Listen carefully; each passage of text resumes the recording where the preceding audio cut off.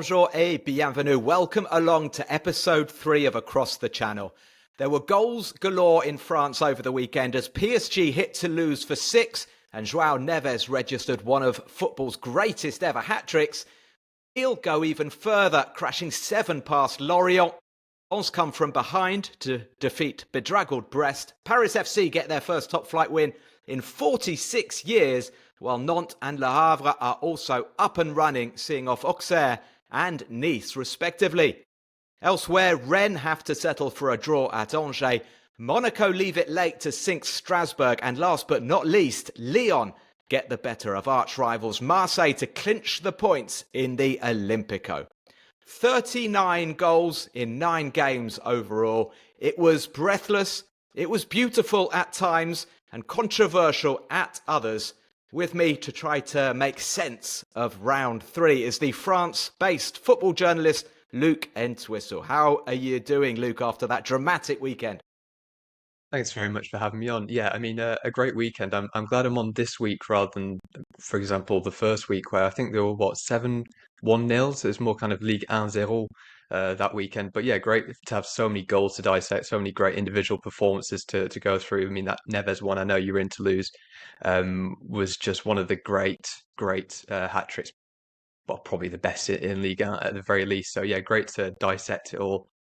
What was just extremely exciting weekend, I'd say. Yeah, absolutely. Absolutely. We're going to be talking Joao Neves, hat-tricks and PSG in a little bit. We're going to be talking about Monaco as well with Luke, who is based down in the Côte d'Azur, has the pleasure of just strolling along the beach to the Stade Louis II and taking in a bit of football. So we'll talk about them. But we're going to start, as is, I guess, tradition now in week 3 of Across the Channel, with our heroes and villains from the weekend. So start with you, Luke, if you could give me your hero from round 3.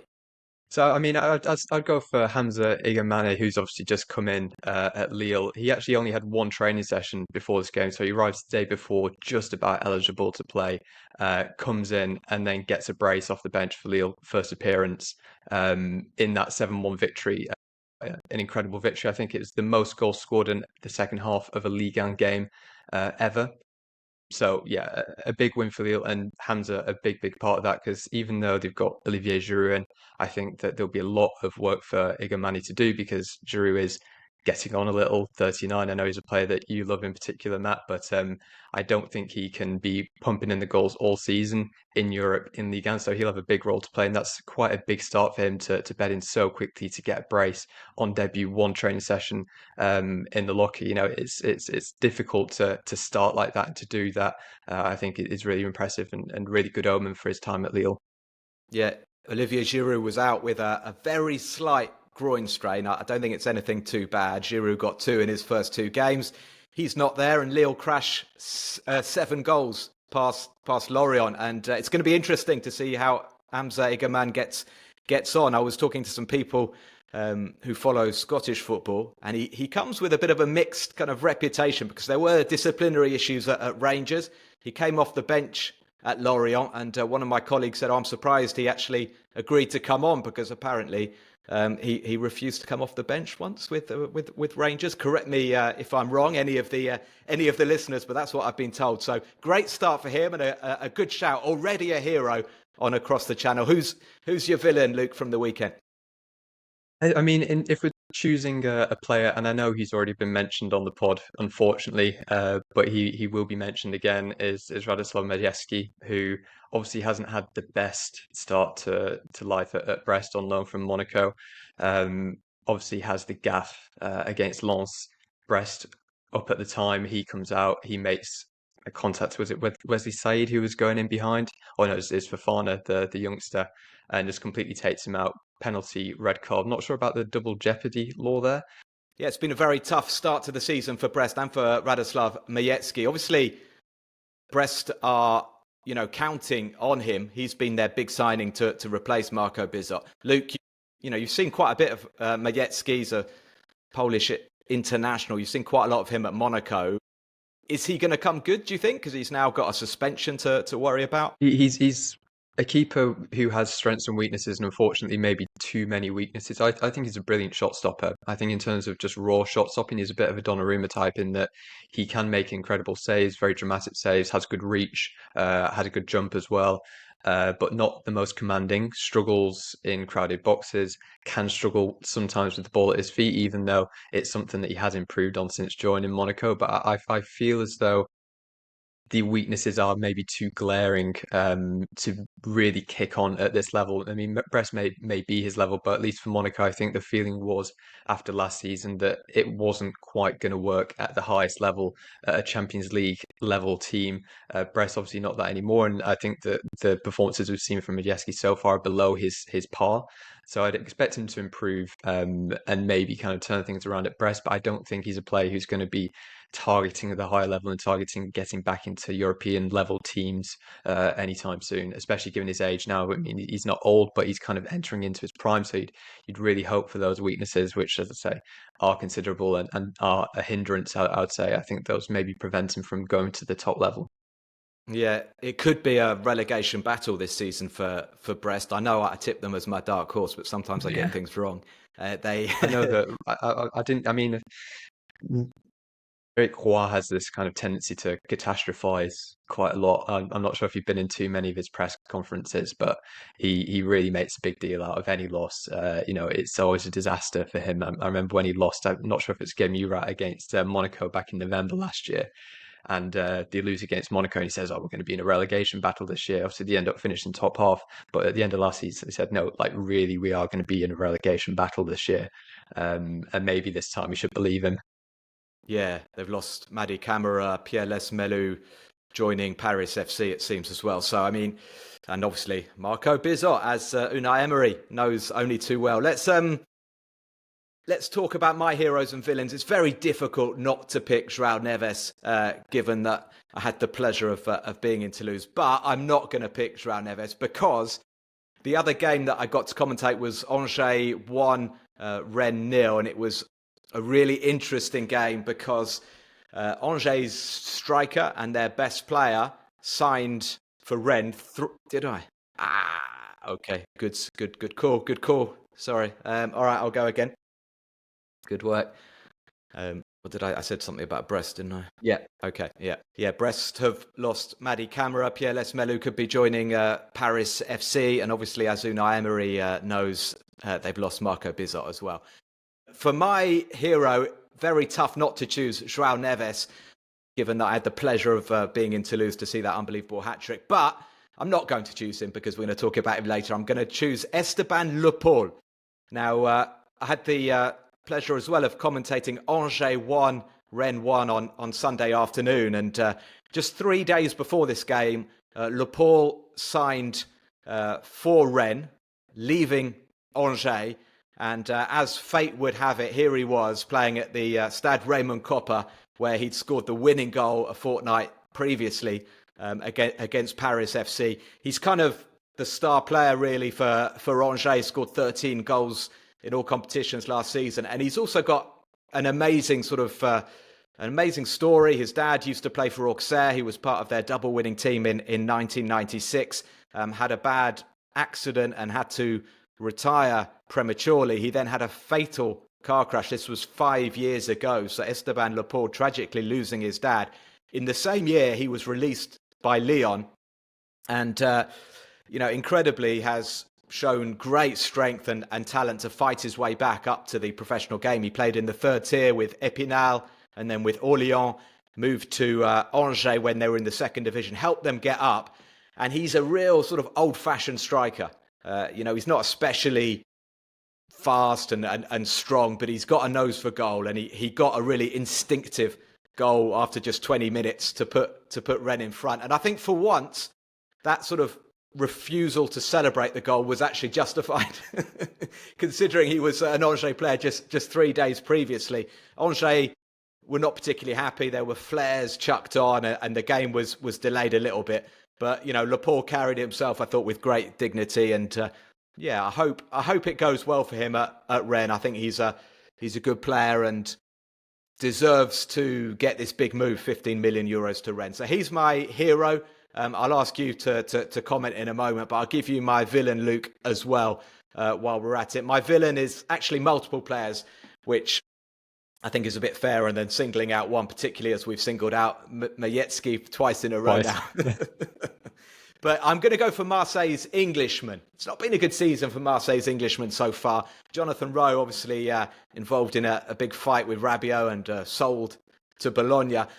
They went into the big game against Lyon with some confidence after putting 5 past Paris FC, but it went all wrong. CJ Egan-Riley, the summer signing from Burnley, was sent off. Last man taking down the Lyon attacker Malik Fofana. That was in the first half. Angel Gomez is struggling. He's played every game in the midfield. I'm not quite sure what's happened to him ever since he broke into the England team. He had that contract dispute with Lille, ran down his contract with Lille, and he hasn't really rediscovered his top form since. So early days at Marseille, but he's struggling in midfield. And Mason Greenwood got 2 out of 10 in L'Equipe, had a bit of a stinker. He had one of those games where didn't really get much of an opportunity to express himself in attack, but also didn't sort of contribute to the rear guard action as Marseille tried to defend unsuccessfully, ultimately with 10 men. So, am I being fair, Luke? You know, as a fellow Englishman over here in France, we like to support the English guys on Across the Channel, but I'm putting the foot in here.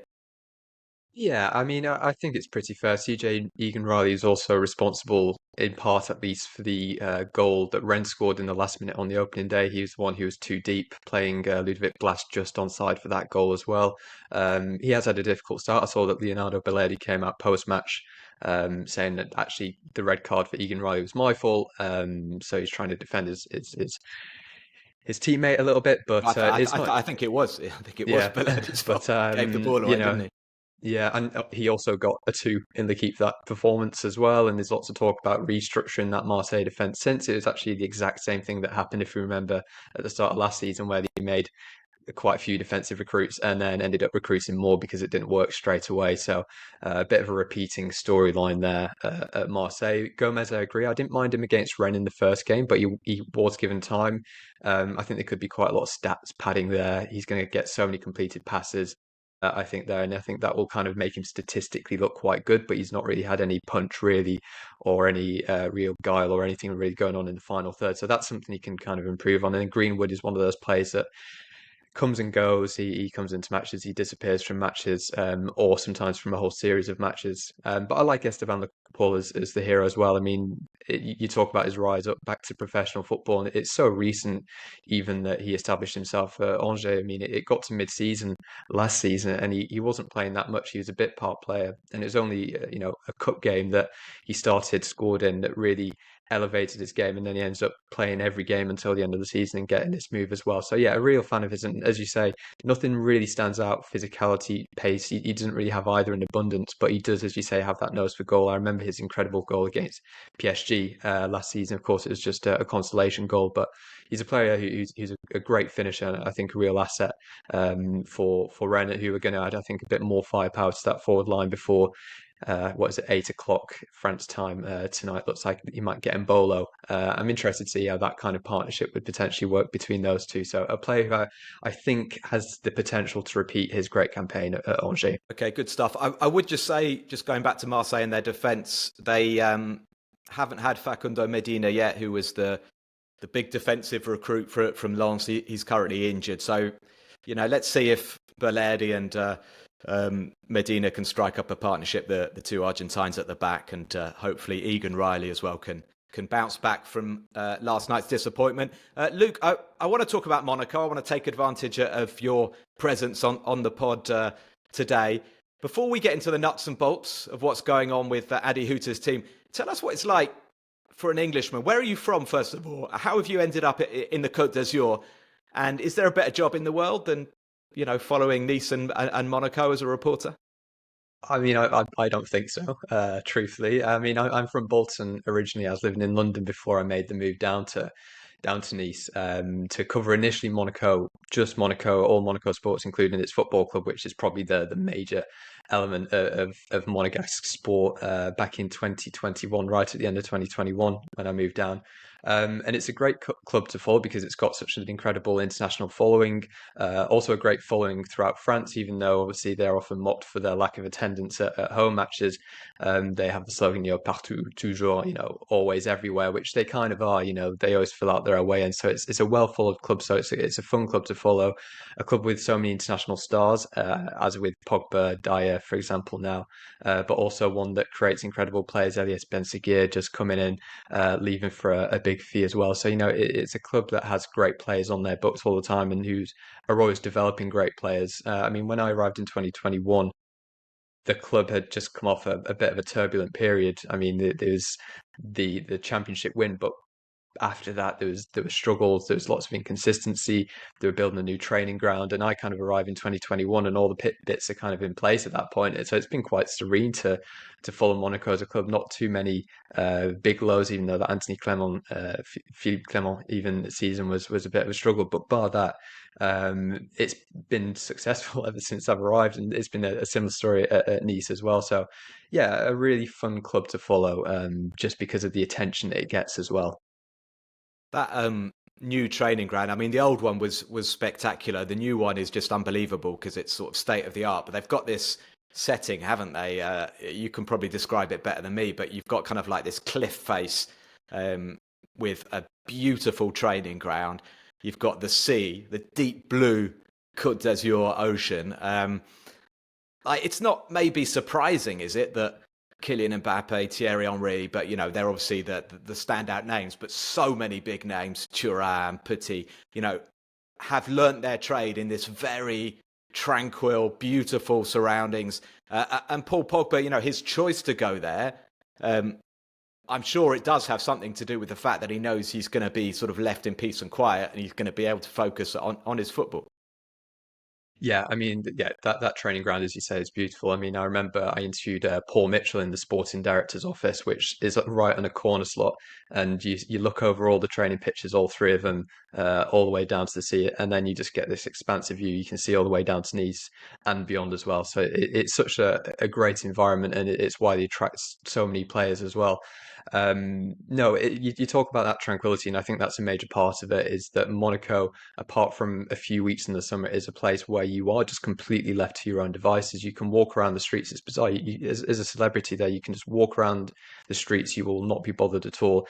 It's such a beautiful surrounding. I always find that when I go to La Turbie, which is where the training ground is kind of perched up on the hill, it almost has this feeling of like a spa. Like you're kind of removed from reality and removed from the outside world when you're there. So it's such a perfect place, I think, if you're very serious about making steps and doing so in an environment where you're not going to be bothered, that's maybe not the most electric or turbulent. It really feels like a place to go to kind of escape what can be a difficult process in becoming professional and then taking the steps in that post-formation world, to taking your games to the next level. So it's no surprise that those kind of players, those young players, do choose Monaco over the likes of, say, Marseille, because I know that Ben-Seguir specifically, who I mentioned, did have the chance to go to, say, Marseille, and lots of other players have had other offers to go elsewhere, but it's become a real pick for young players in particular to further their careers.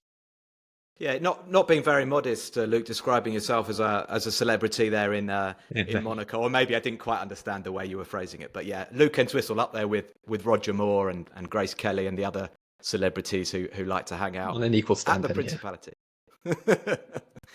Luke, I'm going to play devil's advocate a bit. You say Monaco have been successful since you've been there. Let's talk about Adi Huta's reign. So second season before last, third third last season. They did okay, pretty well, I guess, in the Champions League as well. But is that good enough? And is there? I mean, I guess in France at the moment, given how strong PSG are, second is probably the best you can hope for. But I just feel with the talent that they've got, I commentated their game at Lille, and I think with the players they've got, they should be doing better against Lille. And perhaps I'm being harsh. They've just beaten Strasbourg. But tell me, where is this project going with Adi Huta in charge? Do you think he is a man to take them to another level? I look at him and I don't find him a particularly inspirational sort of character. I'm not sure he knows who his best team is. He seems to chop and change an awful lot. And you look at the signings this summer. Eric Dyer, I think, is a very good signing. Ansu Fati and Paul Pogba, the jury is obviously out because they're not playing yet. Hradetsky, the Finnish goalkeeper, coming towards the end of his career. I'm looking at this Monaco and thinking that's not the way they're going to close the gap on PSG. Yeah, I mean, I think they've given up on closing the gap almost. I mean, in the post-season press conference, Skuro comes in and says, we're targeting second place next year, and I think that that's quite realistic. He also said, and I think it was quite key, that we should have qualified more easily for the Champions League last year, and I definitely think that is the case. There's too many points being lost on the road. Game management hasn't always been the best, keeping the intensity that they show in flashes, but not over kind of a duration, certainly not over 90 minutes or even over 60 minutes, I think is a problem. And I think it's something we're seeing a lot actually this season. Looking at the Lille game that you commented on in particular, that first half was, I thought, quite impressive, and the second half really less so. Strasbourg, I'd say they probably played for about 20 minutes and just about got away with it on Sunday as well. So I think that what they're looking to do through their recruitment, you kind of referenced it, is looking to just bring in some experience, because they did lose a lot of more experienced heads. They did need some of that, but the downside is that you don't know if and how operational they will be. Fredeschi suffered a knee injury against Strasbourg. Don't know how long he'll be out for. He's brought in to be the new number one. Pogba not ready until October. Dyer looking pretty fit actually, and making actually a difference. But he does change the way they play a little bit, because he's replaced Wilfried Singo. And if you remember, Wilfried Singo now left for Galatasaray. He's an all-action. He's a bit of a brute, strong, extremely quick player. So it does kind of change that play style. And I do wonder what impact that'll have, particularly in the Champions League, and whether or not it'll be something that will be exploited potentially. But I think that the idea has to be to go further in the Champions League, because I think that second place is what they should be achieving, with Marseille now also in Europe this season. But I do worry whether or not they are armed sufficiently to go further. I like Adi Hutter as a manager. I like that he's attack-minded. I also like how well he brings through kind of the young players. I think Akfuch is a player who's come on absolute leaps and bounds under him. Benziger maybe stagnated a little, but I think generally you look at the squad and you kind of look at some of the younger players and you say Lamine Camara as well, for example, has really come on under his reign. So I think that he's really strong in that regard, and he brings an entertaining football. Is he the man who's going to take them to, say, a quarter-final or a semi-final of the Champions League?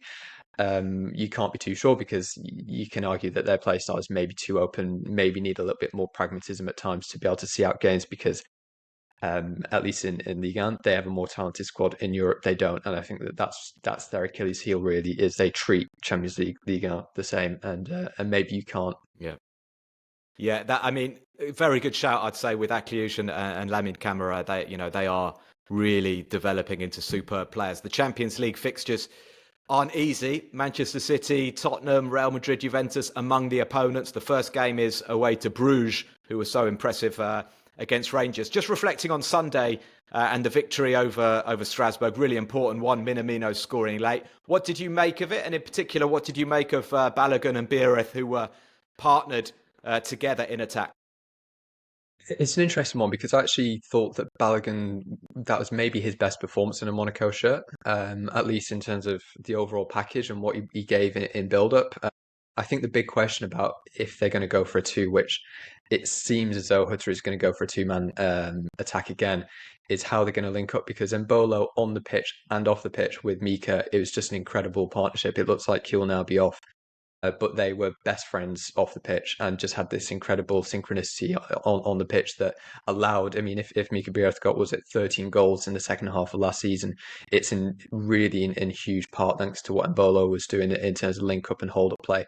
So the big question has been, can Balogun do the same if it's going to be him who's going to be partnering? And I was very pleasantly surprised by Balogun's performance and the way that he held the ball up. But there isn't quite, despite the Hale End kind of connection, there isn't the connection yet at Monaco. I thought that Mika was maybe a little bit detached from the game, didn't see quite enough of him, despite Balogun doing well holding that ball up, as I say, linking with Akfuch. Actually, I thought better than he did with Mika. So yeah, impressed with Balogun's performance. Mika, I think after the last season, he's maybe struggling to hit those heights again. I think he can get there, but yeah, maybe a slight concern as to how exactly their partnership's going to work. But I'm enthused to see at least that Balogun has some of the traits that Mbola had in terms of being able to bring him into the game. It's just about actually bringing him into the game once he's got the ball down and got the ball on the ground. So yeah, that's one to look out for. But I think that's the key partnership for Monaco this season. Yeah, Balogun got a goal. Difficult, very difficult season last year with his knee injury, and then I think it was his ankle, wasn't it, that he injured? Shoulder as well, After that, dislocated, shoulder yeah, as well. So and he's surgery. he's had a tough time after a big money move, big season for him. Of course, he's an American international. We got the American World Cup. Just to finish on this particular game, Luke, Strasbourg losing for the first time. I understand you asked a question to your compatriot Liam Rossigna, who's doing such a fantastic job as Strasbourg manager. I did. I asked him because I thought they competed pretty well, whether or not this makes you enthused, makes you think that this team can challenge for the Champions League places this year. And he takes a second or two and says, I'll let you say those things before saying, happy that we competed, and then went into a bit of a rant, shall we say, about VAR and specifically semi-automated offsides. Of course, Strasbourg were on the wrong end of two extremely, I'm not sure if you've seen them, but two extremely tight offside calls.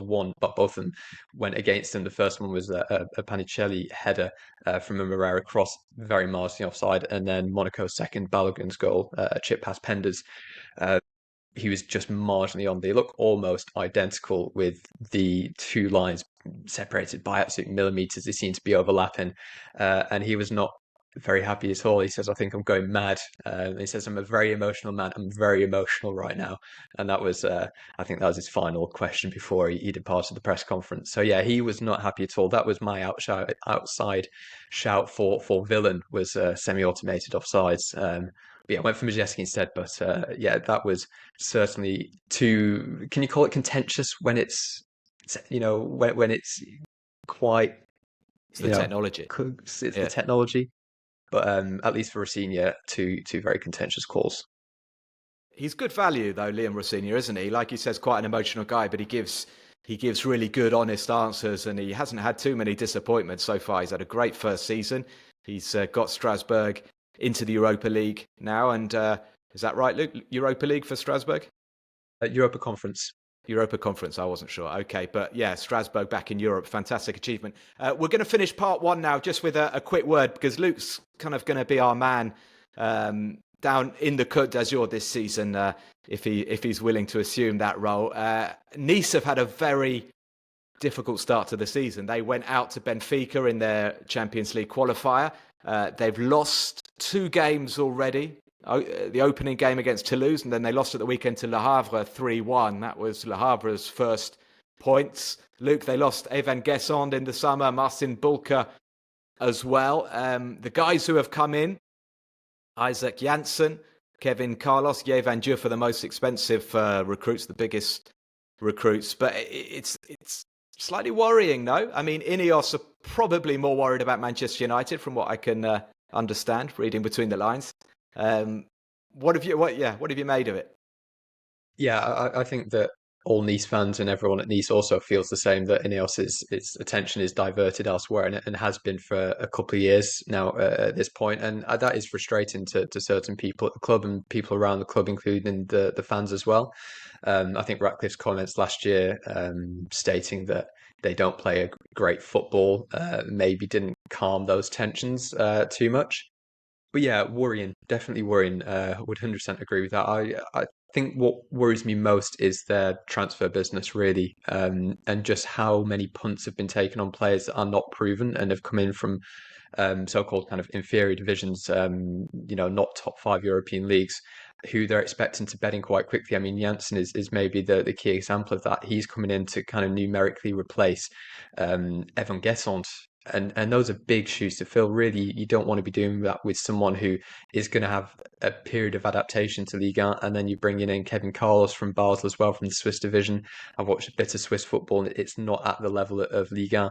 I can certainly say so. I'm worried about his ability to score the goals, because they've also lost Gates and Laborde as well. I mean, they've lost their 2 best goal scorers and replaced them with 2 unproven players. And even beyond that, even last year, I think there were maybe a few too many bets on, say, Tanguy and Ndombele, Mohamed Abdelmonem, these kind of players who, because they're coming in from, for example, Abdelmonem coming in from Egypt, or Ndombele worries about fitness. I think there's been too many gambles, and what you're seeing is a few of those players not coming through, and others on the treatment table way too much, and that's leaving Hez with a very thin squad, and he's really struggling. I could see him last season. It was a really difficult job. It was very stressful having a whole starting 11 out at one point of the season.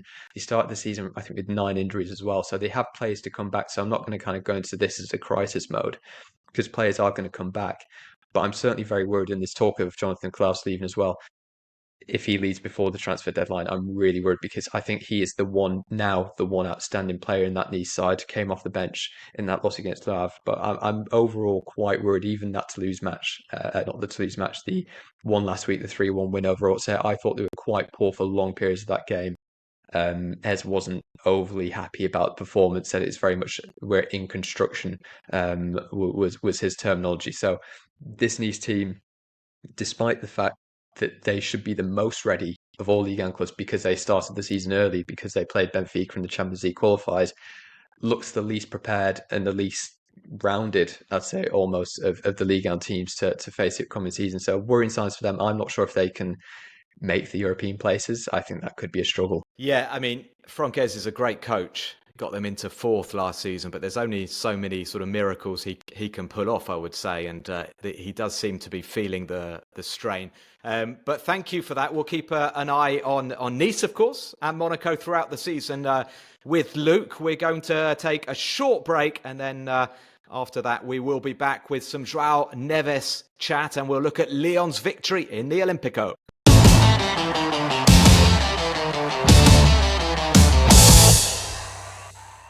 Welcome back to Across the Channel with me, Matt Spiro, and my guest, Luke Entwistle.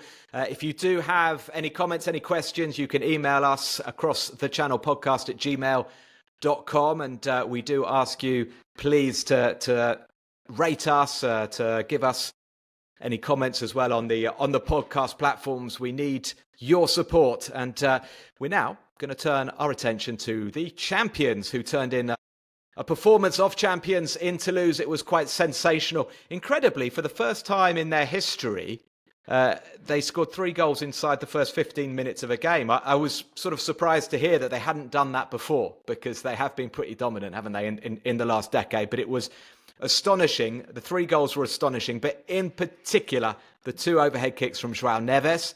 He got his first on 7 minutes.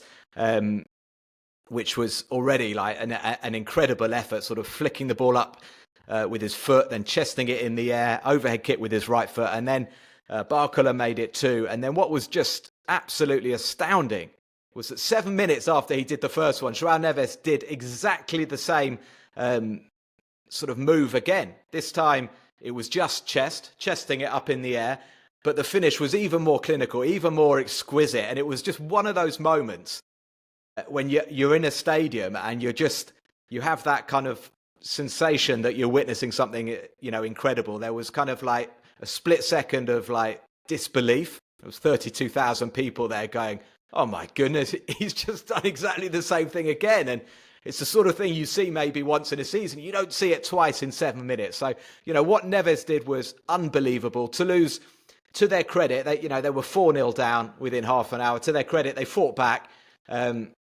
They pulled back 1 goal, and then right on the stroke of half-time, they had a penalty. Franck Magri was denied by Chevalier, and then they got a let-off because Chevalier had come off his line, so they got to take it again, and it was Caceres this time who stepped up, and he also was denied by Chevalier. So phenomenal goalkeeping from Chevalier. PSG running out 6-3 victors, which makes it look a bit closer than it was, because Toulouse got 2 very late goals. But Luke, I just want to talk a little bit about Joao Neves. His hat-trick goal, by the way, was a 20-yard screamer, sort of swerving into the top corner. And he just looks like such a normal, I was going to say a normal man, but he looks like a normal boy. He looks like this 14-year-old bloke who, you see juggling balls on the beach. And apparently he practiced overhead kicks a lot on the beach. It's the first time, not just the first time he's done it in a match, but he only managed 3 goals in the league last season. He's only ever managed 3 goals as a best tally in a season. He did it once at Benfica. But I mean, what a player, what a talent, 20 years of age. Just a word about the hat-trick. Have you ever seen a better one? I was struggling to think. I know we spoke about this before. I think that the Luis Suarez one, obviously not a hat trick because there's 4 goals, so he can accumulate a bit more credit in my eyes with those incredible finishes. But that one against Norwich City, he always seemed to score a hat trick against Norwich City. But the one where he puts a volley into the top, the top corner from about 40 yards out.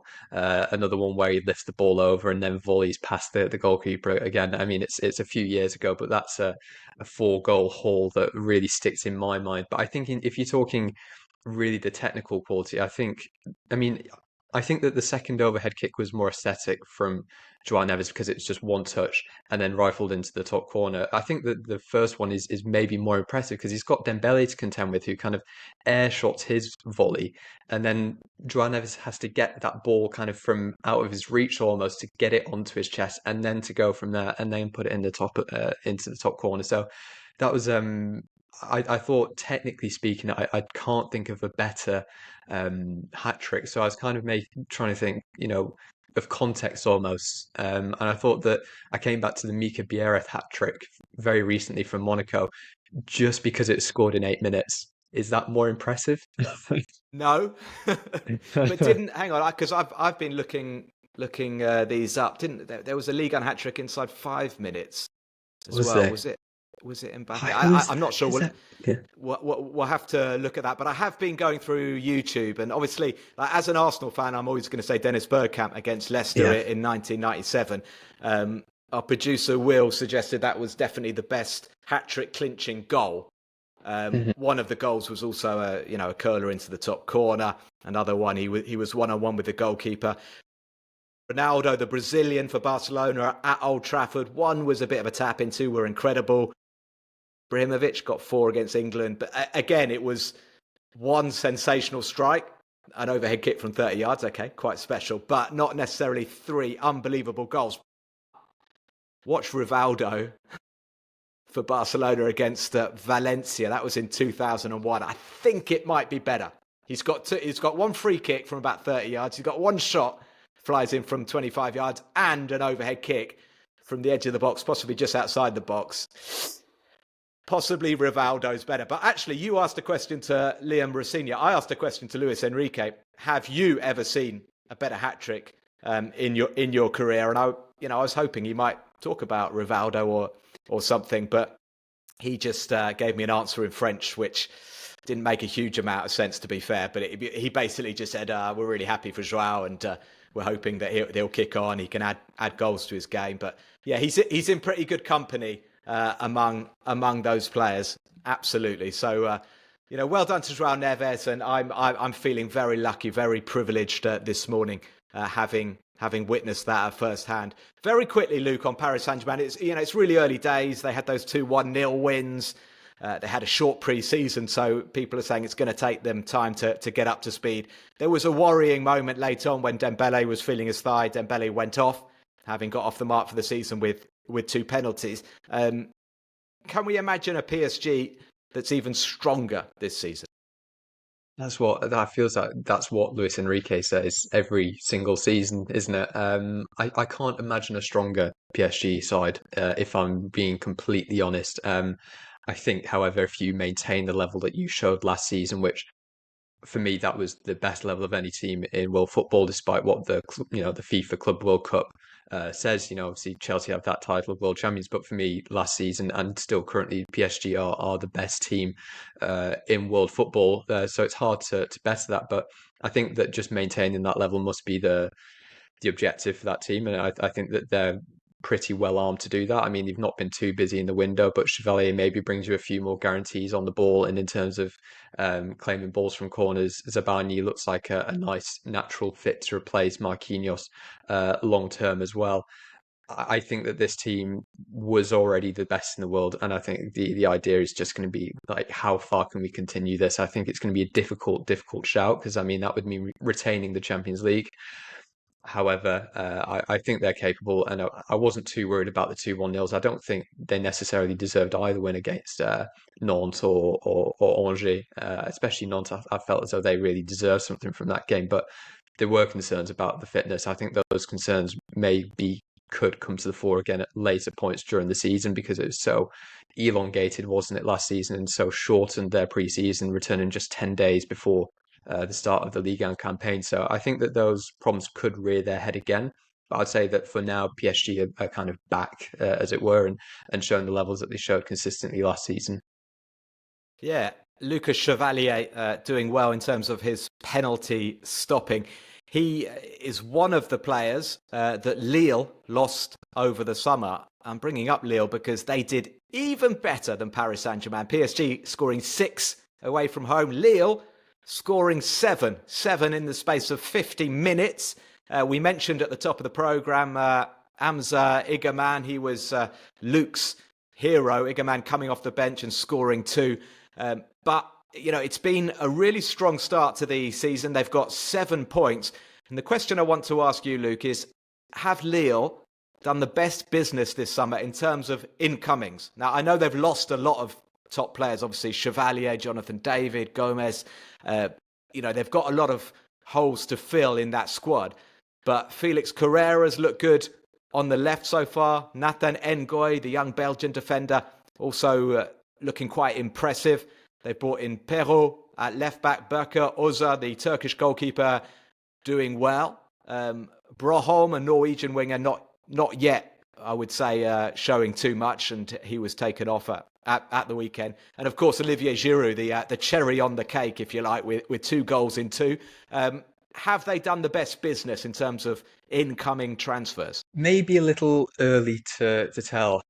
However, I think that you can kind of look a little bit further back, and I think that they do some of the best transfers in Ligue 1 more generally. I think some of the players that you cited there, I'll hold my judgment on, but I think have had really, really promising starts. But if you look further back, I think that if you look at other players who scored in that 7-1 rout against Lorient, you look at Fernandez Pardo, who came in really young. I really like the look of him. I think that he could really take his game to the next level. You look at Haraldson as well, who everyone had really high hopes for last season as well.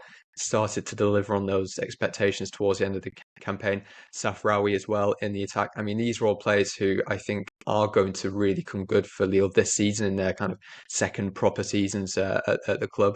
So I think you have to look more kind of long term and look further back and just say that there's a precedent for them bringing in players who you've maybe not heard too much about, but who go on and do great things. I mean, that's their tradition really. They have a great academy as well, but they just have excellent recruitment and sell on players at ridiculous profits. I mean, Diakite is another one. Chevalier is an academy product, of course, and I mean there are players that they've lost on free transfers that they should never have lost on free transfers and should have been garnering 50, 60 million fees. I'm thinking about David and Angel Gomez in particular, who should have been going for big money. Jagrover as well, who looks set to leave. He could and should have gone for big money. So there's a precedent there. And I think it's quite impressive because, I mean, I think it's Olivier Letongue, the president, who does a lot of this recruitment, who has lots of the conversations as well. So I think, he has a real good handle on that. I mean, he's got kind of previous at PSG and elsewhere, but he's got a proper, proper nous and a proper feel for a good player. And that's been over the course of several years, and I think that's what leaves them in this situation where, okay, you can lose a few, well, more than a few extremely good players. They've lost their spine essentially over the course of the summer, but then to be able to replace it, score 11 goals in your first 3 games, it's really impressive, and I think it reflects well on Genesio, but I think it reflects even better on their long-term recruitment processes. Yeah, and Lille, like I say, going well, 7 points. They're 2 behind Paris Saint-Germain, so a great start, particularly when you take on board the overhaul they've had of players in the summer. I think we're surprised to see another team up there, level with Paris Saint-Germain on 9 points. A month or so ago, we thought Olympique Lyonnais were going to be playing in the second division. They've had to sell a lot of players. Ryan Cherki joining Man City. Alexander Lacazette, the skipper, has left as well. George Mikotadze now signing for Villarreal. He was at the game on Sunday. He's been very emotional. He didn't want to leave the club, but ultimately had to.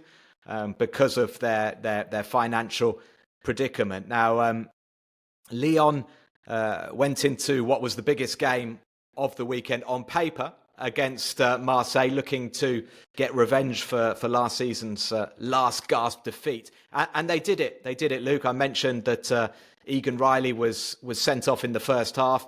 Lyon had a penalty that was then overturned. They had a goal disallowed. They were probing and probing and probing, and eventually they managed to get the goal late on. Schultz, the Czech signing, I'm not sure if he's been given the goal or if it went down as an own goal, but it's a huge victory. It's a huge victory for Lyon. The biggest game of the weekend didn't produce many goals. It was the only one that didn't produce a glut of goals. But are you surprised to see Lyon up there with 9 points from 3? Definitely. And I really didn't expect them to be right up there. I mean, you referenced the departures. I mean, you've lost Lacazette, Cherki, Mikitadze is on his way out.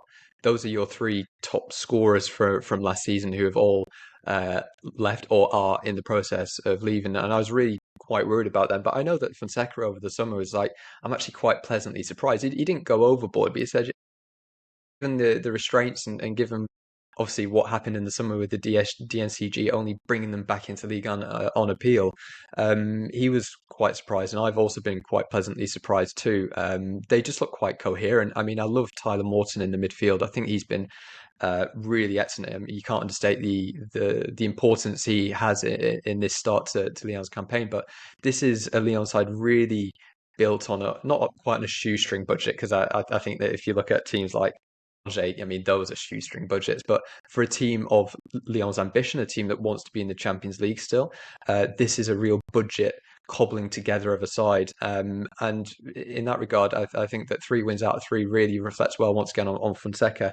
I'm interested to see how it continues because, I mean, against Marseille, you had Corentin Tolisso up front. I'm not sure, despite the fact that he does have an eye for goal, to be fair to him, I'm not sure whether in the long term having a player who's played most of his career as a number 8, sometimes even deeper in the midfield, as your starting striker, I'm not sure how that can translate off the entirety of a campaign. But I back Lyon to have another really strong season as well. And yeah, as I say, on a budget to be able to beat this Marseille side, not constructed on a budget, huge spenders along with Strasbourg and PSG this season.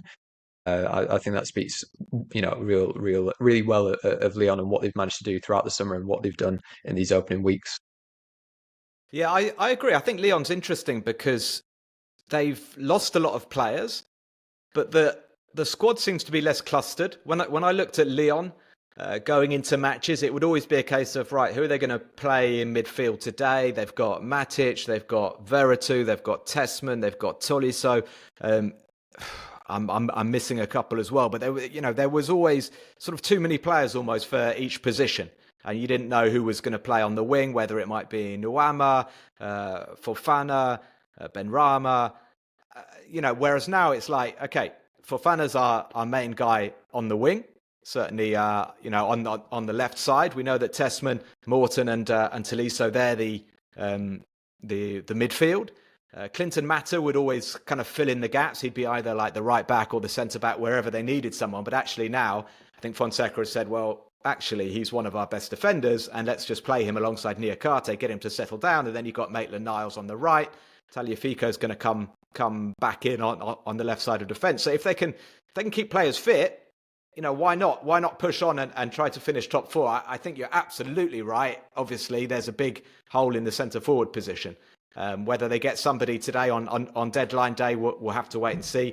They have another Czech player, Karabek, who can play, but is more of an attacking midfielder. So that's definitely going to be an interesting one. Luke, we've got the international break coming up. Games against Ukraine and against Iceland for Didier Deschamps' team in the World Cup qualifiers. We will be bringing you a podcast next week, so don't worry, you'll get your French football feel next week as well. And then the Ligue 1 action recommences on the 12th of September. Some of the games to look out for, I'll ask you, Luke, which one you're looking forward to in particular. I think Rennes against Lyon stands out for me because Abid Bey, I don't want to say he's coming under pressure because I think it's unfair people saying all the time Abid Bey coming under pressure. But Rennes have, bought a lot of players, and it's going to have to start clicking at some point. And of course, they're taking on a Lyon side who have a 100% record. PSG against Lens. Lens have got a couple of wins, doing quite well under Pierre Sage. Anything else standing out for you in there, Luke? I'm interested by Lille Toulouse because obviously bar shipping 6 goals against PSG, I thought they looked really good in the opening 2 game weeks, and I think that they could have a top half finish. I think that's a proper test for Lille, who are at home in that one. So that kind of catches the eye.